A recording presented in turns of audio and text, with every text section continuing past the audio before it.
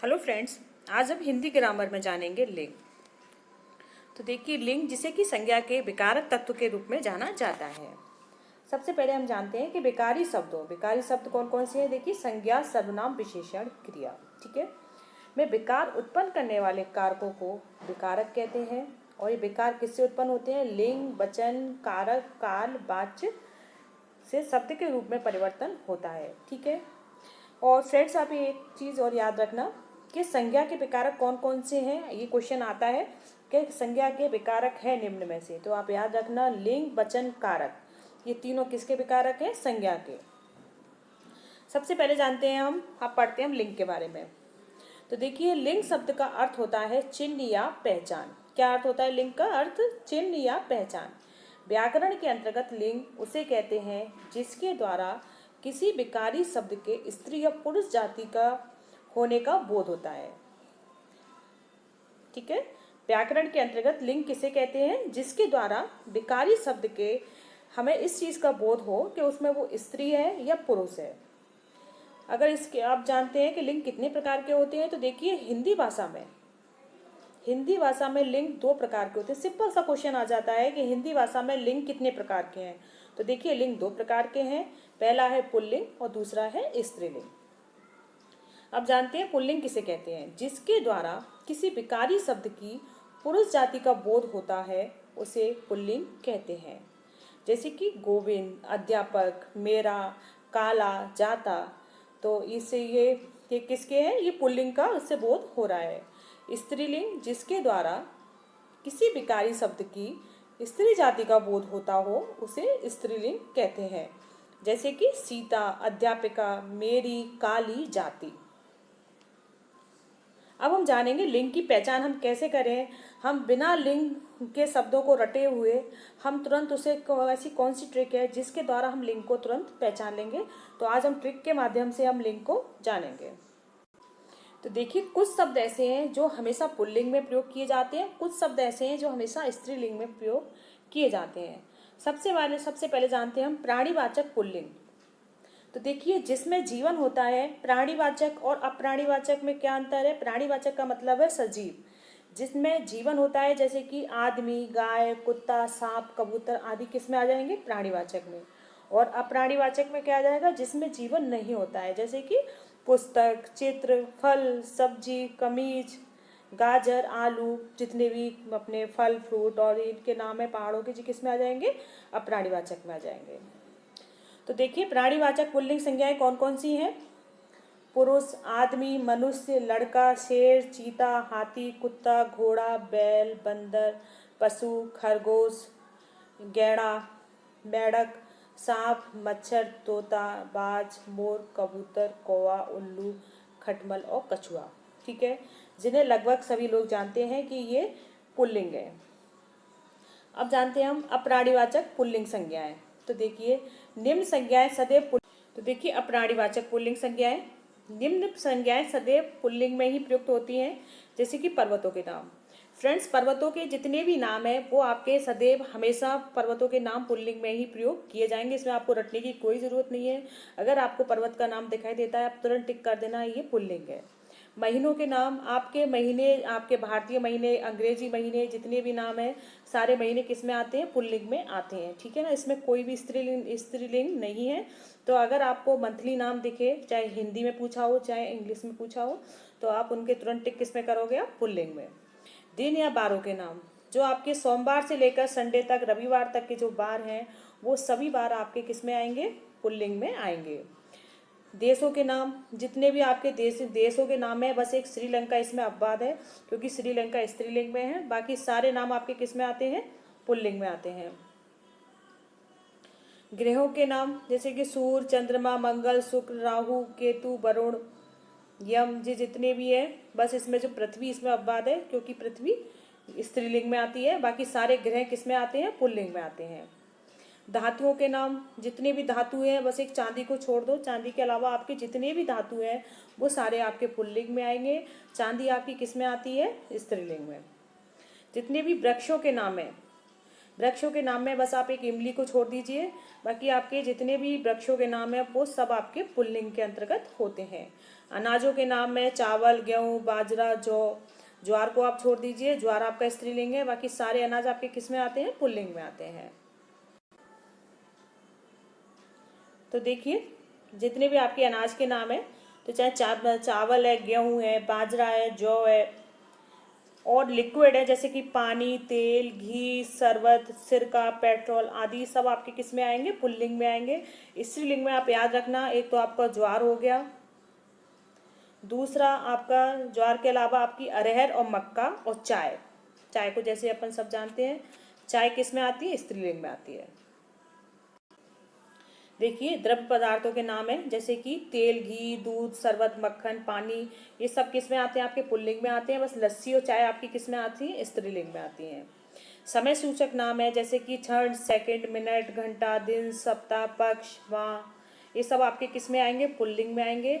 पर आप याद रखना कि रात, रात, साय, संध्या या दोपहर, ठीक है, ये आपका स्त्रीलिंग में आएगा। वर्णमाला के नाम है जैसे कि स्वर तथा का से हातक के व्यंजन सब किस में आते हैं? आपके पुल्लिंग में आते हैं। ठीक है, आपके सारे स्वर पुल्लिंग के अंतर्गत हैं, और का से लेकर हातक जो व्यंजन है आपके, वो भी सारे आपके किस में? वर्ण, सारे आपके पुल्लिंग में। बस ई और रा ऋषि, ये तीनों आपके किस में है? ये स्त्रीलिंग में है। समुद्रों के नाम है जैसे कि जितने भी आपके समुद्रों के नाम है सब आपके किस में आएंगे? पुल्लिंग के अंतर्गत आएंगे। जैसे कि हिंद महासागर, प्रशांत महासागर, अरब सागर, ठीक है ना, भूमध्य सागर, लाल सागर आदि सब किस में आते हैं? आपके पुल्लिंग में आएंगे ये। और देखिए मूल्यवान पत्थर, रत्नों के नाम है जैसे कि हीरा, पुखराज, नीलम, पन्ना, मोती, माणिक्य, ये सब आपके किस में आते हैं? पुल्लिंग में आएंगे। और मणि और लाल इसको छोड़ दो आप, बाकी आपके सब पुल्लिंग में है। बस आपको इतना याद रखना है कि हाँ मूल्यवान पत्थर किस में? पुल्लिंग में। और जो अपवाद है बस उनको याद रखना है आपको। वर्णवाला आपको जैसे आपने देख लिया कि वर्णवाला के जो वर्ण है वो सब पुल्लिंग के अंतर्गत है, और जो आपके व्यंजन है, स्वर व्यंजन दोनों पुल्लिंग में आपके, बस आपको ये अपवाद याद रखना है। और द्रव्य सूचक है, ठीक है ना, समय सूचक नाम है, द्रव्य पदार्थों के नाम है आदि, आपको बस आपको इनको आगे के नाम याद रखना है, बाकी आपको ज़्यादा याद करने की जरूरत है नहीं है। नेक्स्ट है शरीरों के अंग। तो देखिए शरीर के अंगों के जो नाम है वो सब पुल्लिंग में, कौन कौन? सारे पुल्लिंग में आते हैं। बस 2-3 अपवाद हैं जैसे कि सिर, बाल, नाक, कान, दांत, गाल, हाथ, पैर, होठ, मुंह, सब आपके किस में आएंगे? पुल्लिंग में आएंगे। बस अपवाद में इसमें 3 है, गर्दन, जीभ, उंगली, ठीक है, ये तीनों किस में? स्त्रीलिंग में है। देवताओं के नाम पुल्लिंग में आएंगे। और फ्रेंड्स एक आपको याद रखना है कि शब्द के अंत में यदि आपको आपा, आप, आवा, आर, अ, अन, या, एरा, त्व, दान, पन, या, खाना, बाला आदि प्रत्यय युक्त शब्द आपको दिखाई दें जैसे कि बुढ़ापा, चुनाव, पहनावा, सुनार, न्याय, दर्शन, पूजनीय, चचेरा, देवत्व, फूलदान, बचपन, सौंदर्य, डाक खाना, दूध वाला, अगर आपको इस तरह के शब्द दिखाई दे तो आप किस में तुरंत टिक किस पे करोगे? आप पुल्लिंग पे। और ख, ज, न, त्र के अंत वाले जैसे शब्द हैं जैसे सुख, जलज, नयन, जैसे अगर पर्यायवाची में इस तरह से शब्द आ जाते हैं जिसके अंत में खा है, जा है, ना है और त्र है, तो वो किसके अंतर्गत होंगे? आपके पुल्लिंग में होंगे। अब देखते हैं हम स्त्रीलिंग शब्दों की पहचान। तो देखिए तिथियों के नाम, जितनी भी तिथियां हैं हमारी हिंदी में होती है, प्रथम, द्वितीय, तृतीय, चतुर्थी, से सब वो तिथियां किस में आएंगी? आपकी स्त्रीलिंग में आएंगी। अपनी भाषाओं के नाम है वो सारी भाषाएं किस में? स्त्रीलिंग में। जितनी भी लिपियां हैं वो सब किस में? स्त्रीलिंग में है। जितनी भी बोलियों के नाम है, चाहे वो ब्रज है, भोजपुरी है, हरियाणवी है, अवधी है, ठीक है ना, सब किसके अंतर्गत आएंगी? स्त्रीलिंग में आएंगी। जितनी भी नदियों के नाम है, गंगा, गोदावरी, ब्यास, ब्रह्मपुत्र, सब किस में आएंगी? स्त्रीलिंग में आएंगी। जितनी भी नक्षत्रों के नाम है, चाहे वो रोहिणी है, अश्वनी है, भरणी है, जो भी है, तो वो सब किस में आएंगी? स्त्रीलिंग। बस आपको याद रखना है तिथियां, भाषाएं, लिपि, बोलियां, नदियां, नक्षत्र, देवियों के नाम और महिलाओं के नाम सब किस में आते हैं जी? स्त्रीलिंग में। और देखिए लताओं के नाम, जितनी भी लताओं के नाम है, बेलों के नाम है, अमरबेल, मालती, तोरई, ठीक है ना, वो सब किस में आते हैं, स्त्रीलिंग के अंतर्गत आते हैं। अब देखिए कुछ इसमें भी पॉइंट है। अगर किसी शब्द के अंत में आ, जैसे कि छात्रा, ठीक है, आई जैसे कि मिठाई, किसी शब्द के अंत में आपको प्रत्यय में आ हो, आई हो, आयन हो, आनी है, आवट है, आहट है, इया है, ई है, ता है, त, ता, ती है आदि अगर प्रत्यय युक्त शब्द आपको दिखाई दें तो आप तुरंत टिक किस पे करोगे, आप स्त्रीलिंग पे। जैसे कि देखिए छात्रा, मिठाई, ठकुराइन, नौकरानी, सजावट, घबराहट, गुड़िया, गरीबी, ताकत, मानवता, नीति। इन ट्रिक को आप जरूर याद कर लेना। अगर शब्द के अंत में प्रत्यय के रूप में आपको आ, आई, आइन, आनी, आवट, आहट, इया, ई, ता, ती आदि प्रत्युक्त शब्द दिखाई दें तो वो किस में होंगे, आपके स्त्रीलिंग में। देखिए जैसे अभी आपको ऐसे ही जो प्रत्यय वाले शब्द पुल्लिंग में बताए थे और स्त्रीलिंग में, तो आप इन दोनों में से कोई एक याद कर लेना। अगर आपको दोनों में याद करने में कोई परेशानी हो, अगर जैसे आपने स्त्रीलिंग के प्रत्यय याद कर लिए कि हाँ भाई इस शब्द के अंत में अगर ये प्रत्यय होंगे तो मुझे टिक में स्त्रीलिंग पे करना है, तो जब ये शब्द होंगे तो ये शब्द है तो वो स्त्रीलिंग है, अगर ये शब्द नहीं है तो आप वो सीधा आंसर कौन सा होगा, आपका पुल्लिंग होगा। इसलिए आपको दोनों को रटने की जरूरत ही नहीं है। नेक्स्ट देखते हैं हम पुल्लिंग से स्त्रीलिंग बनाने के कुछ नियम। जैसे कि अभी आपको बताया था आ, देखिए छात्र से छात्रा, आ को आ में बदलकर, पूज से पूज्या, सुत से सुता, वृद्ध से वृदा, भवदिया से भवदिया, अनुज से अनुजा, ठीक है। ये वही प्रत्यय हैं जो हमने ऊपर पढ़े हैं, उन्हीं का ही यहाँ पर प्रयोग किया जा रहा है शब्दों में बदलकर।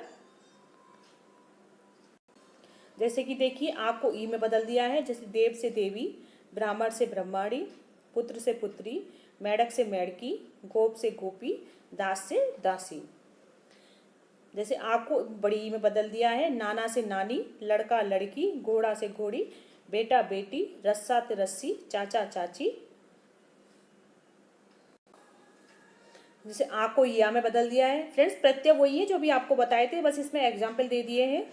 बुढ़ा से बुढ़िया, चूहा से चुईया, कुत्ता से कुतिया, डिब्बा से डिबिया, बेटा से बिटिया, लोटा से लुटिया। इन शब्दों को आप पहचान के आपको बस इतना देखना है, अगर आ हो तो आ को आपको किस में चेंज करना है, ईया में चेंज करना है, ठीक है ना। या आपको प्रत्यय के रूप में ईया दिखाई दे तो आप किस पे करोगे, आप स्त्रीलिंग पे। अगर शब्दांत के प्रत्यय अक को एका में बदल, अगर आपको जैसे एका दिखाई दे तो कौन सा होगा, स्त्रीलिंग। अगर अक का शब्द दिया है, जैसे बालक दिया है, अब उसमें आया कि बालक का पुल्लिंग क्या होगा, बालक का स्त्रीलिंग क्या होगा, सॉरी बालक तो खुद ही पुल्लिंग है, तो स्त्रीलिंग क्या होगा, तो आपको पता है अक है, तो इसमें क्या लगाएंगे हम, एका। तो वैसे भी अगर नहीं भी रूल पता हो तब भी आप लगा ही लोगे कि बालक का बालिका, लेखक का लेखिका, नायक का नायिका, विधायक का विधायिका, गायक का गायिका और पाठक का पाठिका। और आनी प्रत्यय लगाकर जैसे कि देवर का देवरानी, चौधरी का चौधरानी, सेठ का सेठानी, भव का भवानी, जेठ का जेठानी। अब नी प्रत्यय लगाकर जैसे कि शेर का शेरनी, मोर का मोरनी, जाट का जाटनी, सींग का सींगनी, ऊंट का ऊंटनी और भील का भीलनी।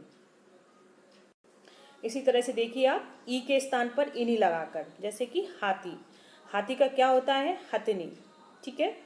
अगर बड़ी की मात्रा वाले अगर प्रत्यय में बड़ी का आपको दिखाई दे रहा हो तो आपको क्या करना है, उसकी जगह इनी करना है। तपस्वी का तपस्विनी, स्वामी का स्वामिनी। इन प्रत्यय लगाकर जैसे माली का मालिन, नाई का नाइन, चमार का चमारिन, कुमार का कुमारिन, धोबी का धोबिन, सुनार का सुनारिन, ठीक है। और फ्रेंड्स हर टॉपिक को ऐसे करो, इतनी अच्छी तरह से उसका कॉन्सेप्ट क्लियर करो कि आपका एक भी नंबर नहीं चला जाए। किसी भी टॉपिक को आप बहुत हल्का नहीं समझे, किसी भी टॉपिक को बहुत ज़्यादा टफ नहीं समझो, हर टॉपिक को ऐसे समझो कि हाँ इस टॉपिक को मुझे अच्छे से अच्छी तरह करना है। जैसे लिंग है तो लिंग को आप लाइटली बिल्कुल मत लेना, इसमें से 2 या 3 क्वेश्चन आते हैं तो आपको 2 या 3 क्वेश्चनों के पूरे नंबर इसमें से लेने हैं, तो आप टॉपिक का कॉन्सेप्ट अच्छी तरह से समझना है इसका। अब जैसे आइन प्रत्यय लगाकर जैसे चौधरी का चौधरायन, ठाकुर का ठकुरायन, मुंशी का मुंशियायन।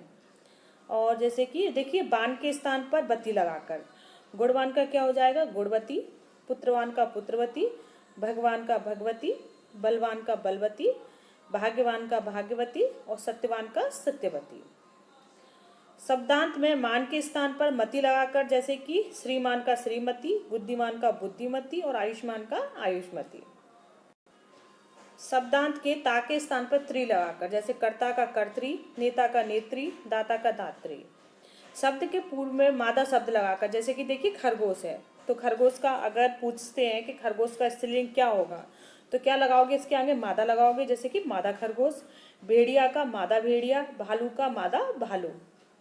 भिन्न भिन्न रूप वाले कतिपय शब्द, जैसे कि कवि का कवियत्री, वीर का वीरांगना, दूल्हा का दुल्हन, राजा का रानी, बादशाह का बेगम, बर का बधू, मर्द का औरत, नर का नारी, पुरुष का स्त्री, युवक का युवती, विद्वान का क्या होगा, विदुषी, साधु का साध्वी, बैल का गाय, भाई का भाभी या बहन, ससुर का सास। तो ये सारे हमारे लिंक के पूरी ट्रिक के साथ सारे शब्द हो गए। अगर आपको वीडियो पसंद आई हो तो प्लीज़ वीडियो को लाइक और कमेंट ज़रूर करें, और चैनल सब्सक्राइब नहीं किया हो तो फ्रेंड्स इसे सब्सक्राइब करना ना भूलें। धन्यवाद।